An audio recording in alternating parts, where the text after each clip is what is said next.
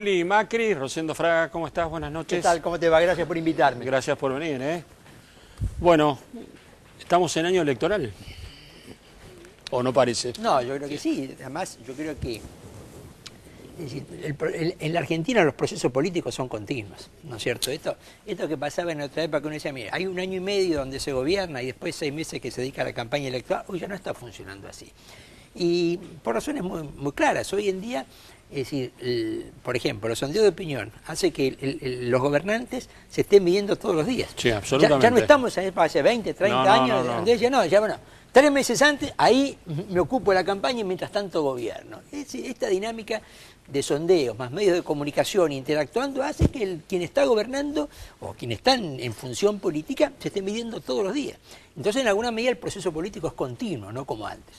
Ahora, empezamos hablando de la economía y la inflación. ¿Ves un cuadro económico que va a incidir en el ánimo de la sociedad, en el voto? Bueno, yo creo que sí, pero, es decir, mi impresión, yo no es cierto, no soy economista, recién hemos escuchado una muy buena explicación de Pratgay, pero ¿qué es lo que diría? A ver, yo tomo dos ejemplos. El año 2007, claramente, una economía que crecía del 7 al 8, al gobierno le hizo ganar la elección. El año 2009, en la legislativa, claramente, una economía que entra en recesión, a consecuencia de la crisis global, ¿no es cierto?, en ese momento, contribuye a la derrota electoral, ¿no es cierto? Creo que son los dos momentos muy claros.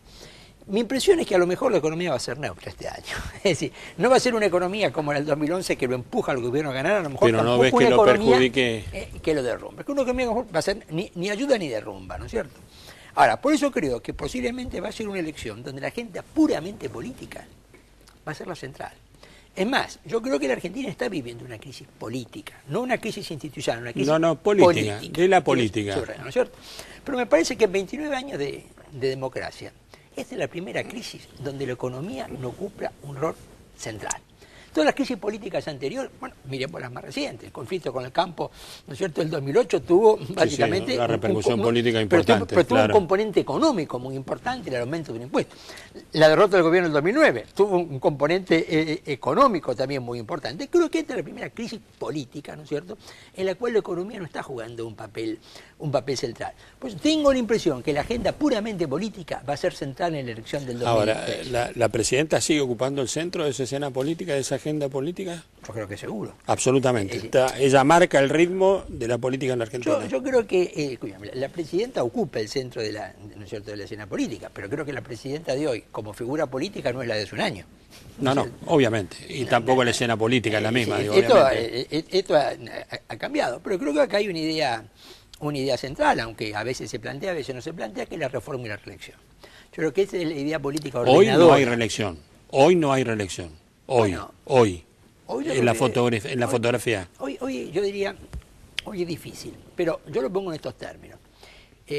La última, hace 20 años, la elección legislativa del año 93. Menem, con un 43% de los votos y una oposición desarticulada, logró crear las condiciones políticas para negociar con un sector de la oposición los 2/3 que necesitaba en el Congreso. El Pacto de Olivos. Claro, la historia no se repite, pero nos da un antecedente para conjeturar, ¿no es cierto? Un escenario, 43% y oposición desarticulada. Bueno, entonces yo diría que... Esto significaría que, bueno, digamos, a Cristina Kirchner le puede ir muy bien o muy mal en las elecciones. Digamos que si le va muy bien, vos no descartás esa posibilidad. Yo creo que no es imposible. Hoy es difícil, porque tienen que darse las dos condiciones, ¿no es cierto? Digamos, un triunfo arriba del 40, un triunfo muy claro y una posición desarticulada. Me parece la cifra es el 40, ¿no? 40 por 42%. Sí, ahora, el otro es que hace la oposición, en este sentido. Por ejemplo, porque acá creo que el hecho político, quizás más importante del político, ¿no es cierto?, del 2012 ha sido el compromiso de la oposición de oponerse a la reforma y la reelección. 28 senadores, ¿no es cierto?, y 107 diputados. Si los candidatos de estos mismos partidos, a legisladores nacionales, firmaran el mismo compromiso en esta campaña, bueno, ya los márgenes del gobierno, ya el 40 puede no ser suficiente, o el 43 puede no ser suficiente, ¿no es cierto? Entonces creo que este es un tema, hacen falta las dos cosas. Para mí este es el proyecto genuino del gobierno, ¿no es cierto?, sí. Te iba a preguntar sobre Scioli en este esquema que estás planteando. ¿Cómo lo ves? Parecería, o a lo mejor me equivoco, que tiende a distanciarse cada vez más de la figura de la presidenta, pero sin romper. ¿Lo ves tomando, soy el sucesor con diferencias, yo no me hice la plata en la política. Bueno, yo creo que en los últimos días, desde el punto de vista de la política, me parece que ha habido un momento de tensión importante, ¿no? Es decir, la crítica de la Presidente, que plantea el tema del patrimonio de Scioli, y la afirmación de Scioli, creo que han sido hechos, mostraron un momento a mí me sonaron muy fuertes. de tensión política importante, más el proyecto del vicegobernador Mariotto de un código. Me parece una provincia de Buenos Aires que hay que presentar declaración jurada cada 5 años. Parece un mecanismo muy cómodo para la política. Ha habido un momento de tensión importante. Ahora, ¿no es cierto? Vuelvo a la historia, ¿no? Yo creo que está muy claro cuando uno mira la historia reciente de que Menem prefería que ganara de la Rúa que no Duhalde. Bueno. Esto está totalmente, ¿no es cierto? Totalmente transparente. Es decir, y esto también nos lleva a lo que es la cultura, en alguna medida, del peronismo. Cualquier líder del peronismo... Preferir que gane otro y no perder el poder. Es decir, surgiendo la sucesión a través de otros líderes del peronismo, como el peronismo, ¿no es cierto?, le pasó, ¿no es cierto? Entonces yo creo que acá también hay una idea, y un tema que creo que es abierto, pues en realidad la política. ¿En qué medida, ¿no es cierto?, Cristina, si ella no puede ser reelecto, para una estrategia a largo plazo, no prefiere un candidato opositor a alguien que venga del propio peronismo? Ahora, ¿y vos crees que podría llegar a preferirlo a Macri, por ejemplo? Algunos dicen, bueno, embiste tanto contra Macri, el gobierno embiste tanto a Macri para levantarlo. Yo creo que Macri para Cristina tiene una enorme ventaja, que es que ideologiza la elección. Claramente se transforma en una elección entre izquierda y derecha, ¿no es cierto?, abiertamente, ¿no es cierto?, es decir, lo popular contra un candidato del sector empresario.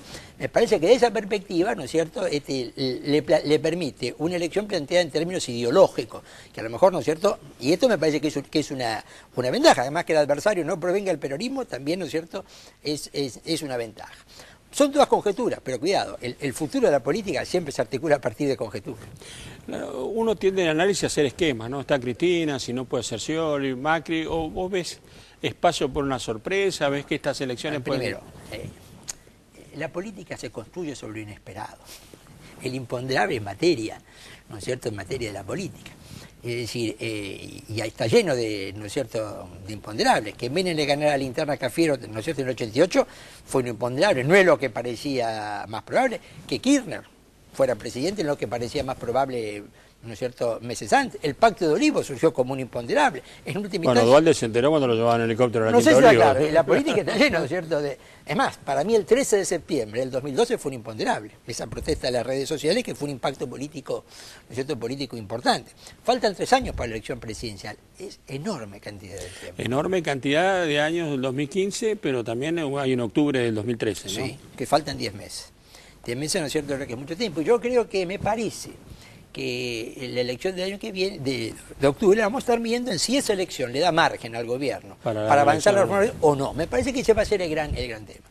De llevarse adelante la aprobación del nuevo Código Civil, el nuevo Código Penal que ya se aprobó, ¿hace falta para alguna reforma constitucional para aplicar lo que determinen los códigos?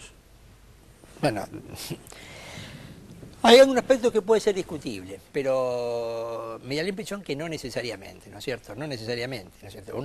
Ahora, creo que una reforma, si hay reforma en la Constitución, creo que viene una reforma en un sentido amplio, creo que viene una reforma en un sentido ideológico. No va a ser solamente... Creo que viene no es una reforma... Es más, yo no sé si realmente, ¿qué está primero? Es decir, mucha gente piensa que por razones políticas lo primero de la reelección. No estoy convencido de esto. Yo creo que por razones ideológicas me parece que para el oficialismo está primero la reforma del modelo global de la Constitución y después la reelección. Entonces sí, creo que ahí, por ejemplo, cuando todo este debate que empieza a abrir el oficialismo sobre la justicia, me da la impresión de que realmente ese debate, si hay constituyente, se va a plantear en la constituyente, porque en última instancia... Aunque a lo mejor avanza el tema del impuesto a los jueces y esas cosas. Esas cosas pueden avanzar, pero las cuestiones de fondo me parece que tienen que esperar una reforma constitucional. Fue un gusto, Rosendo. Gracias. Volvemos al tema de la economía, al tema de la inflación. Luis Seco, buenas noches, ¿cómo estás? ¿Qué tal, Charlie? Bien. Gracias por venir.